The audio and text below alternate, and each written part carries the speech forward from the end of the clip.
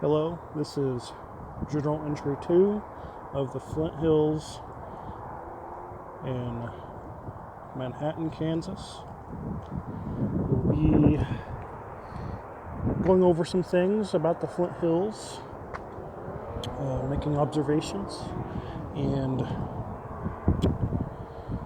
exploring and noticing cool things about the Flint Hills. Maybe some of people watching this don't know much about it, and a lot of people think that Kansas is flat. Well, this video is going to prove that theory wrong profoundly. So let's get started. So the Flint Hills is an interesting place because there's really no place like it on Earth. It's about a 9,000 square kilometer area of tall grass prairie, and it is mostly treeless. But as you can see here, there are trees here in Manhattan. I'm actually standing on Bluemont Hill, which is on the north central side of town, northeast central side of town, of the city.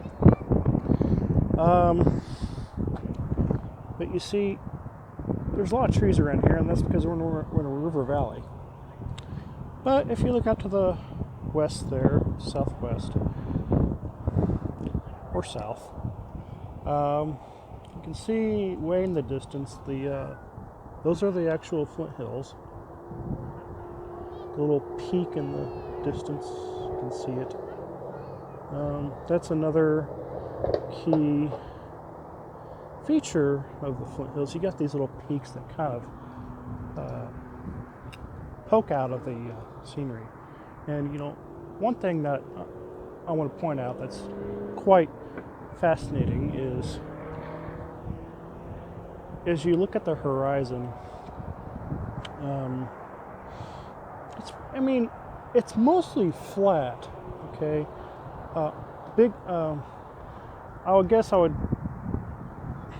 When it comes to observing landscapes, I use what I call macro and micro vision. So right now I'm using macro vision to analyze the landscape, and when you look at the horizon, it's mostly flat with some hills, okay? It's got one single elevation, which is about 1,300 feet above sea level. But if you look, more closely, microvision, I guess you could call it, there are, little hills like that one over there. It goes down, up, goes level for a little bit, But, behind that hill over there is another valley, okay? So you got on the micro level, you do have variations in elevation, but on the macro level, it's pretty consistent to about, right here, it's about 1,300 foot above sea level. But as you go towards the Rockies, from here, it rises, up to a mile high. And then if you go east, the elevation drops to, towards Kansas City, drops towards, 1,000 feet. So, and that's the general incline towards the Rockies. So, so you got your general elevation rise, but then you also have to look at the details. Quite fascinating. But right now we are actually, we're in a river valley, the Blue River Valley that confluences with the Kansas River. And like I said, we're standing right above Manhattan, looking at the city here. And actually, we're sitting right on top of the sign here. This is the famous Manhattan sign. A lot of people come up here to just chill out. But yeah, another thing that I was wanting to kind of touch base on for this video is to focus on is noticing, how the elevation, is pretty constant, except for with a few exceptions. And I find that fascinating because,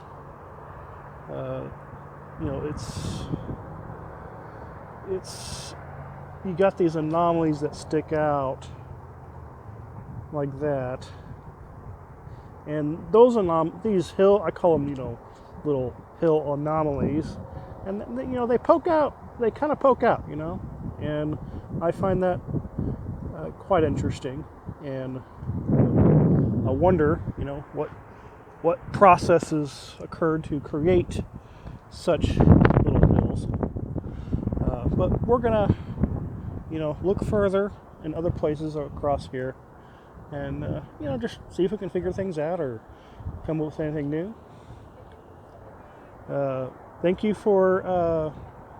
We'll move on to the next location. Is going to be Tuttle Creek. Before we head out to the dam, I wanted to get one more shot of the hill, the little hill up there. Just give you some perspective. It's about, I don't know, about maybe 8 miles out, maybe.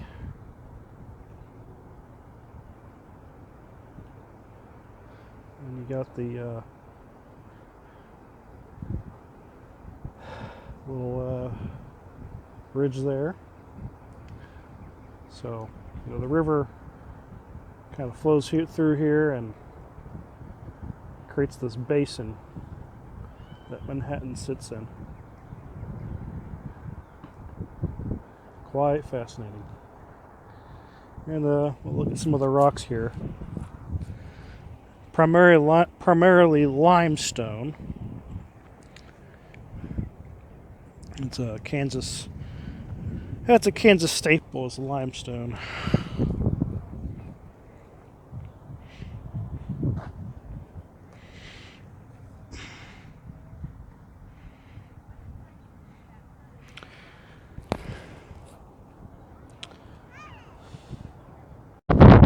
Here we are, standing on top of Tuttle Creek Dam. Well, beside it, I guess. But this is Tuttle Creek Lake. It is the primary water source for the Blue River Valley, which basically gives water to everybody down here, even throughout the Flint Hills. This stands pretty tall above everything else, as you can see. A lot of trees. You can see the Blue River right there. It eventually meets up with Kansas River downstream. And all this water comes from the north. And it eventually meets up. All this water goes into the Missouri River. It's a very important watershed. But something I wanted to point out when I was talking about trees.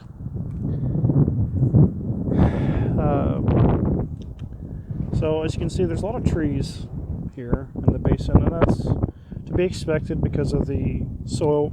The soil composition benefits trees mostly. But I'm going to turn around here. You look behind me. You can see there's a bit more barren landscape there, just some grass. And that's like I said, that is a common theme with the Flint Hills, is that when you actually get on to Flint Hill terrain, the soil is too shallow and acidic to support most trees, deciduous trees. You don't see many deciduous trees on top of the Flint Hills. And so the only tree that seems to be growing here in the Flint Hills is the red cedar. And from what I've learned about the red cedar, it can grow just about anywhere. And that is a problem with the Flint Hills, because the Flint Hills is a natural prairie, and some species rely on a tall grass prairie to thrive. So it's important that the red cedar population is kept in check, either through burning, or I've seen outright uprooting if burning's not a feasible option. But there's one more feature on this dam that I want to talk about, and that's the Humboldt Fault feature. It's going to be on the other side of this dam. We can't really see it because we're too far, and we're going to jump down there before it gets too dark so we can maybe catch a glimpse of it. Alright, so we made it to the other side of the dam, and right now we are looking straight at the Humboldt Fault, or part of it. But this is part of a fault. You can actually kind of see it on here. It's that diagonal line there. Zoom in here.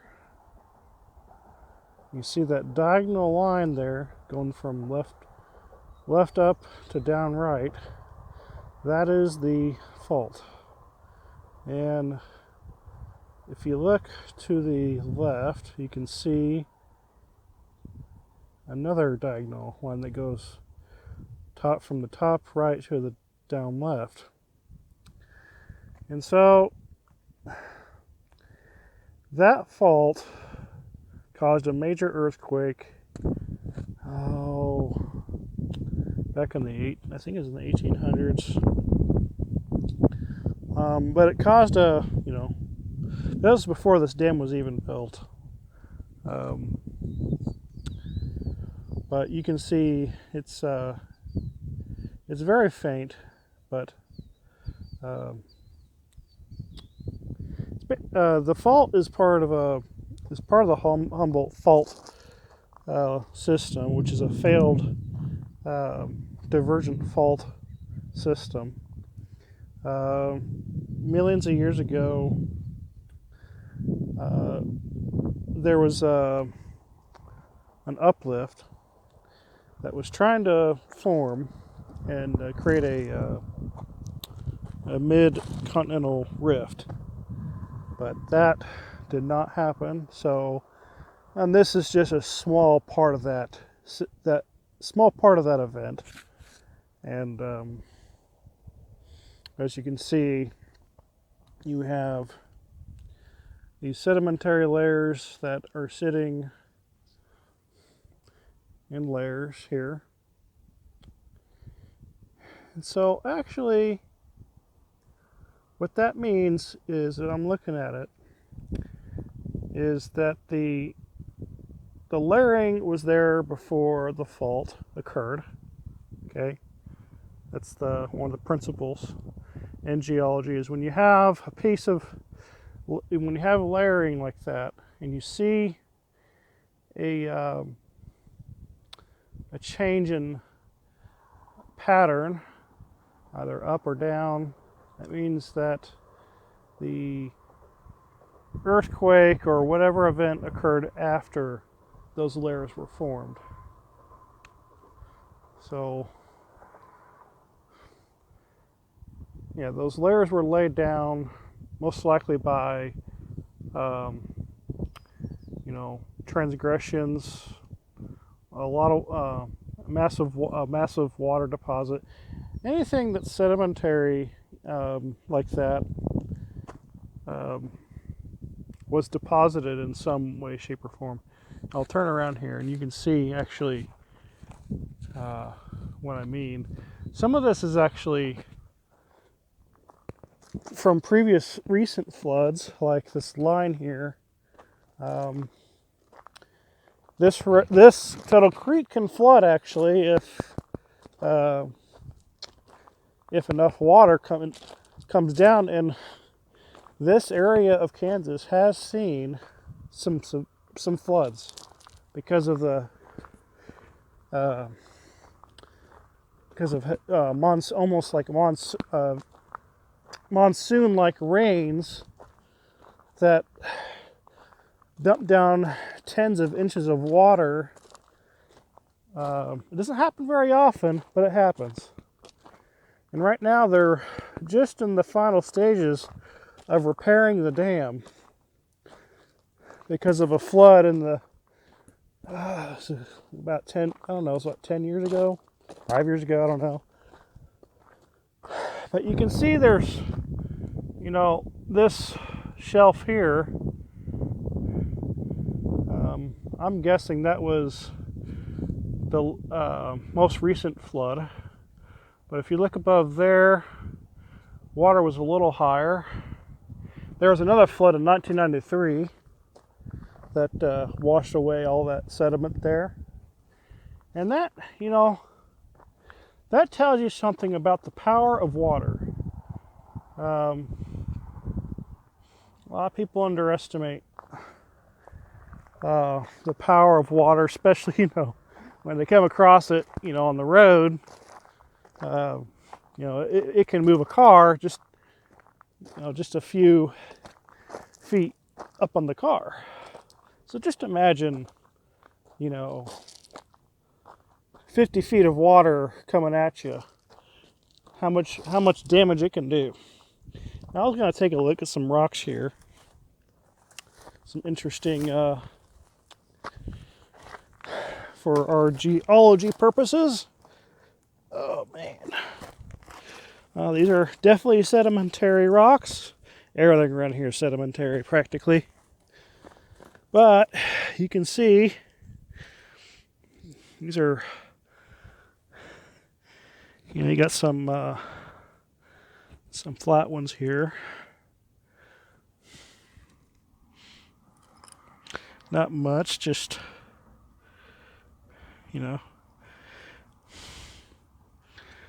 just your standard limestone.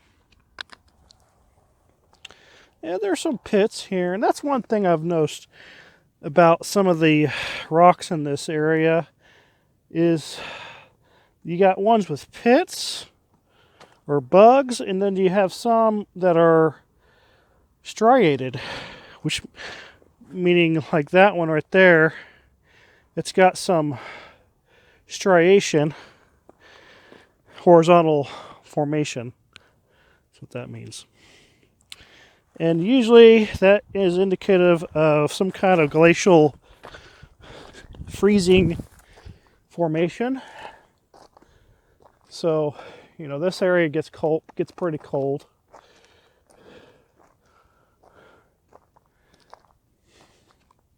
But yeah, so there's some big boulders here.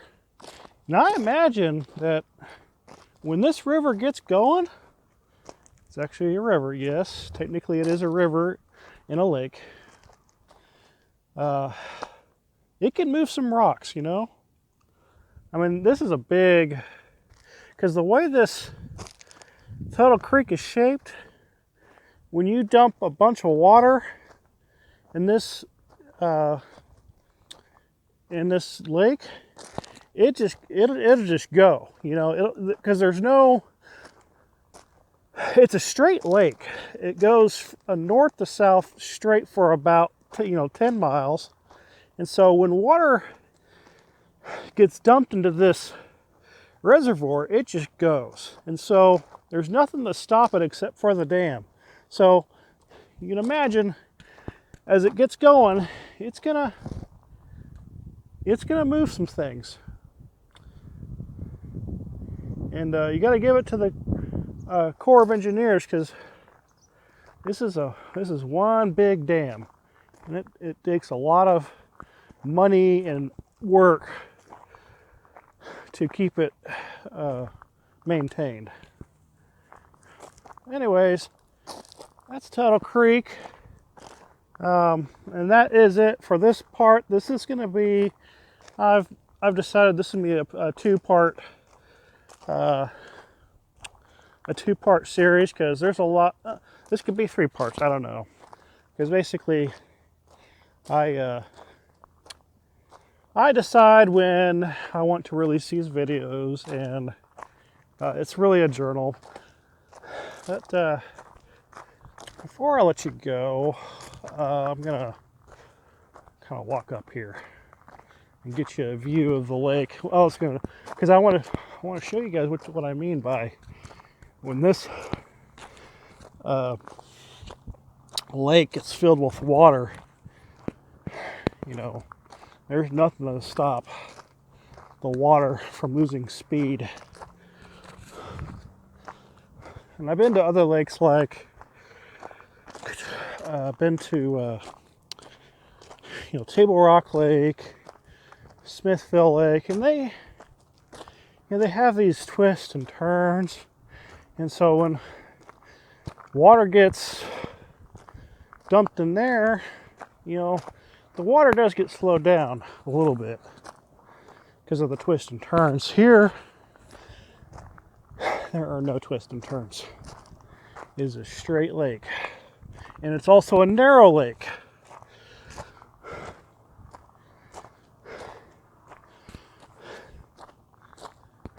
So anyways, okay, so here's the lake. So if you look here, it's a bit wider than the Mississippi River, but it goes back, tens of miles. And so a lot of times the water, it'll rain up north or around the lake, and most of the water ends up here. So when you get too much rain up north, it'll just find its way down here and crash against the dam right here. It'll literally crash against the dam if it's too much water. And it'll, some of it will make its way down the spillway here, but because the way water works, most of the dam takes the brunt force of the hit. And it's good it's made out of stone, because I don't know if a concrete dam would be able to withstand the force of a flood here. It's just too much water. Well, anyway, oh, by the way, we were, in case of anyone was wondering, we were parked earlier on top of that hill where that tower is. That's where we were. So we're about 50 feet below that point. So yeah, we're about 1,300 average elevation here. So anyways, that's Tuttle Creek. There'll be more videos to come on Flint Hills. I plan to go out into the Flint Hills actually tomorrow and give you some more observations on soil changes, different types of elevations, hills. Also proving to many of the speculators that think that Kansas is flat. So look forward to that. We'll see you some point. Bye.